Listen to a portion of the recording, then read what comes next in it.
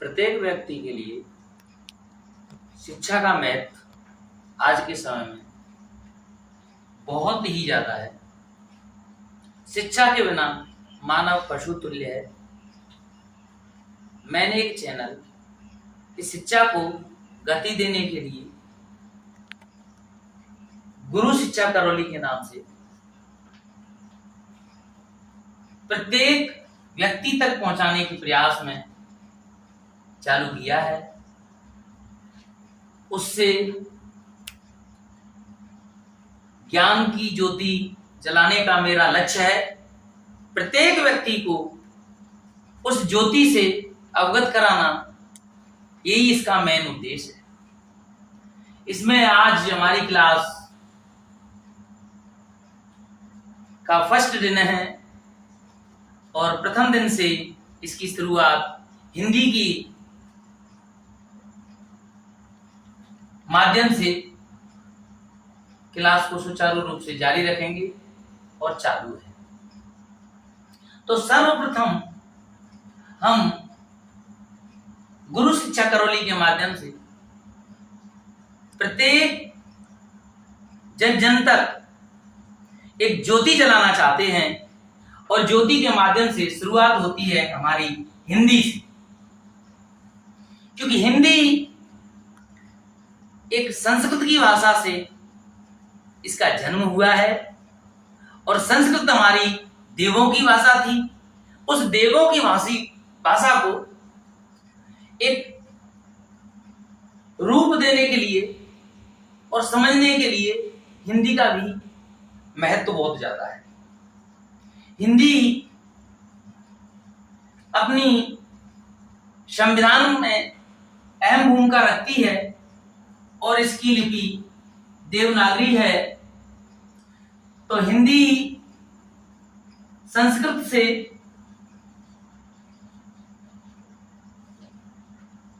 उत्पन्न हुई है, तो एक दृष्टिकोण में माना जाता है कि संस्कृत इसकी जननी है और संस्कृत से एक रूप धारण कर लिया और इसने अपना एक रूप बना लिया कि संस्कृत की पुत्री है। पुत्री के रूप में इसकी शुरुआत संस्कृत से ही होती है और धीरे धीरे गति लेके अन्य भाषाओं से लेके और अपना रूप धारण कर लेती है। तो हिंदी की शुरुआत हम आज वर्ण विचार से करते हैं। वर्ण विचार,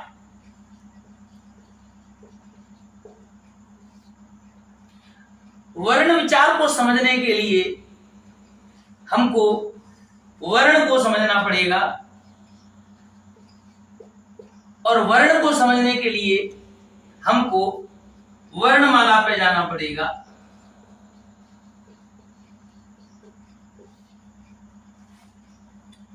किसे कहते हैं वर्णमाला और इसका महत्व क्या है? जो वर्णों के व्यवस्थित समूह को बताए उसे वर्णमाला कहते हैं। जो वर्णों के क्रमबद्ध तरीके को बताए उसे वर्णमाला कहते हैं। वर्णों को किस तरीके से रखा जाएगा उस क्रम को वर्णमाला बताती है। फिर आगे चलते हैं कि वर्णों की किस तरीके से व्यवस्था है और वर्णों में क्या क्या चीज समाहित है। वर्ण एक वो ध्वनि है जो ध्वनि के बाद लिखित रूप में आधार बनती है, उसे वर्ण कहते हैं। वर्ण और ध्वनि में इतना ही अंतर है कि ध्वनि पहले उच्चारित होती है तो ध्वनि का रूप हुआ छोटा और वर्ण पूरा रूप हो जाता है। तो वर्ण जो उच्चारण पूरे सार को कहते हैं, तब वर्ण में ये व्यवस्थित हो जाती है। अब हमको वर्ण को दो भागों में डिवाइड किया है। प्रथम नंबर स्वर और दूसरा नंबर व्यंजन।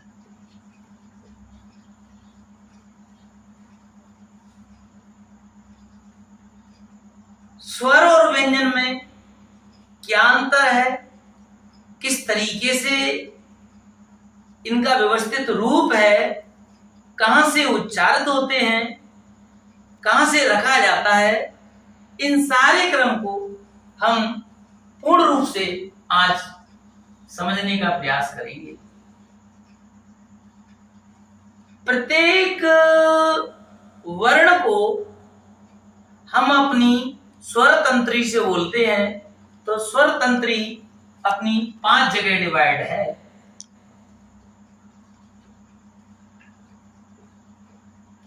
प्रथम नंबर कंठ, द्वितीय नंबर तालु, तृतीय नंबर मूर्धा और चौथा नंबर दंत और पांचवा नंबर ओष्ठ। इस तरीके से इन 5 जगहों को हम स्वर तंत्री कहते हैं। प्राण वायु जब निकलती है और जिन जिन स्वर तंत्रियों पर टकराती है, चाहे कंठ पे हो या तालु पे हो, मूर्धा पे हो, दंत पे हो, ओष्ठ पे हो, तो उस तरीके से ही उन ध्वनियों का उच्चारण होता है। अगर तालु पे टकराएगी तो तालु की ध्वनि निकलेगी, कंठ पे टकरार होगी तो कंठ ध्वनि निकलेगी, और मूर्धा पे टकरार होगी तो मूर्धा ध्वनि निकलेगी, और दंत पे टच करेगी तो दंत ध्वनि निकलेगी, और ओष्ठ पे टच करेगी तो ओष्ठ ध्वनि निकलेगी। इन ध्वनियों को स्वर तंत्री से बोला जाता है। बोलने की मुख्य स्थान है स्वर तंत्री। प्रत्येक भाषा को समझने से पहले इस स्वर तंत्री को समझना अति आवश्यक है। तो प्रथम नंबर कंठ, द्वितीय नंबर तालु और तीसरा नंबर है मूर्धा और चौथा नंबर है दंत और पांचवा नंबर है ओष्ठ। ओष्ठ किस तरीके से क्रिया करते हैं, दंत किस तरीके से क्रिया करते हैं, मूर्धा में क्या आकृति बनती है और तालु में क्या प्रक्रिया होती है और कंठ पर क्या प्रोसीजर होता है, जब जाके अपन स्वर तंत्री से वर्णों का उच्चारण होता है। इन वर्णों का उच्चारण करने के लिए हमने वर्णमाला का निर्धारण किया और वर्ण के समूह को वर्णमाला कहते हैं। इन वर्णों को हमने 2 भागों में डिवाइड किया। अब टॉपिक आ गया स्वर पर और व्यंजन पर।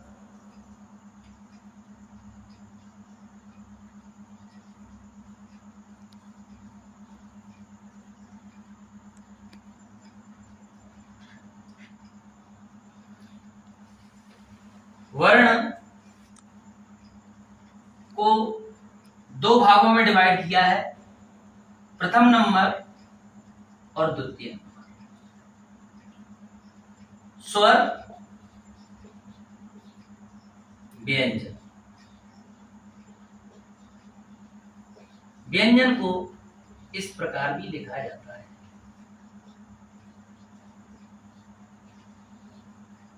शुद्ध यह है। इस चीज को समझने के लिए वर्ण का व्यवस्थित क्रम किस तरीके से है,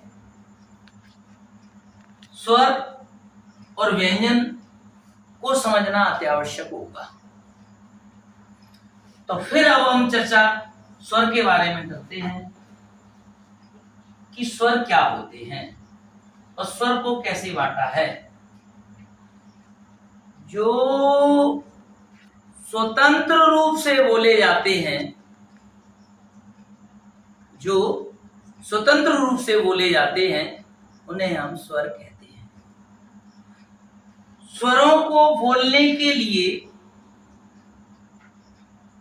किसी भी प्रकार का प्रयास जिह्वा को और होस्ट को स्पर्श के रूप में नहीं किया जाता, तो ये निर्धारण हुआ कि स्वतंत्र रूप से बोलने की जो क्रिया होती है और उसमें जो वर्ण बोले जाते हैं उन्हें हम स्वर कहते हैं।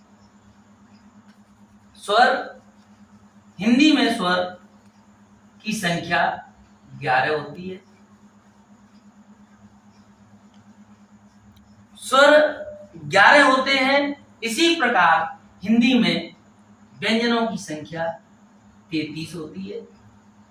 अब इनको समझने के लिए हमको अलग अलग से प्रोसीजर समझना पड़ेगा कि स्वर क्या होते हैं और व्यंजन क्या होते हैं। तो स्वर को समझ लेते हैं पहले कि स्वर क्या होते हैं। स्वर सामान्य दृष्टिकोण से दो भागों में डिवाइड किया।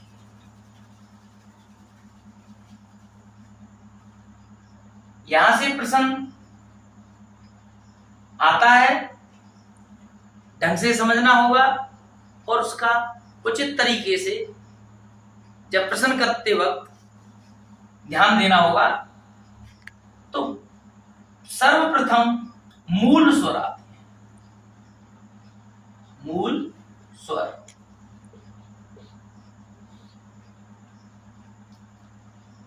आ,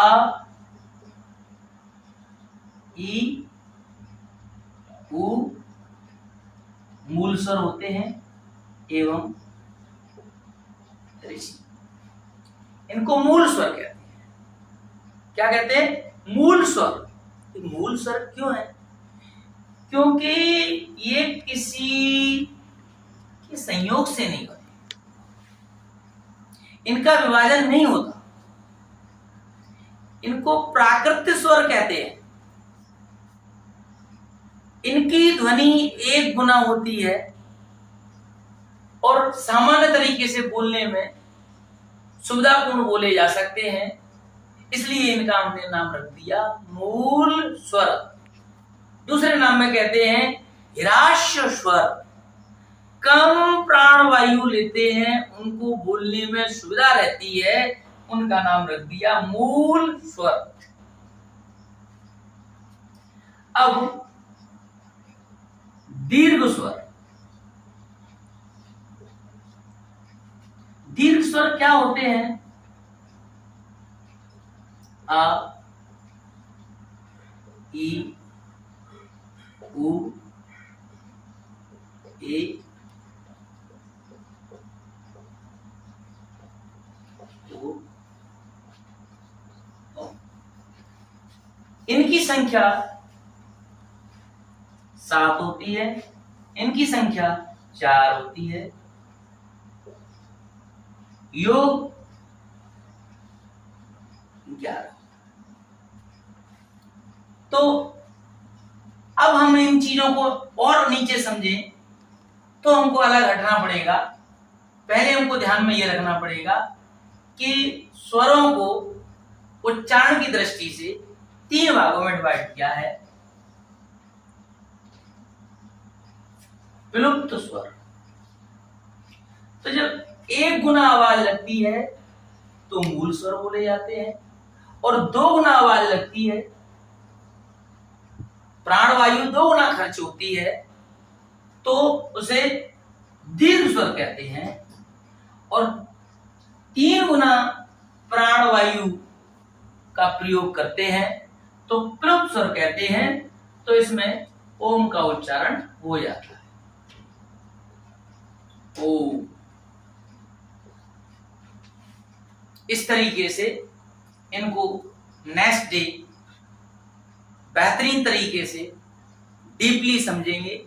आज के लिए इतना ही बहुत है। और ध्यान रखना, हमारी क्लास गुरु शिक्षा करौली इसी तरीके से धीरे धीरे आपके अंदर गुरु के माध्यम से ज्ञान की ज्योति जलाएगी और आपको लाभान्वित करेगी। आपका भी दायित्व बनता है कि आप इस चैनल को सब्सक्राइब करें और फेसबुक और अन्य अन्य चीज़ों पे इसका उपयोग करने के लिए कुछ आपको भी प्रयास करना पड़ेगा, तो वो भी आपका दायित्व है। इसलिए एक करौली में ज्योति जले, आप तो लाभ ले, अन्य लोग भी इसका लाभ ले सकें। जय हिंद, जय भारत।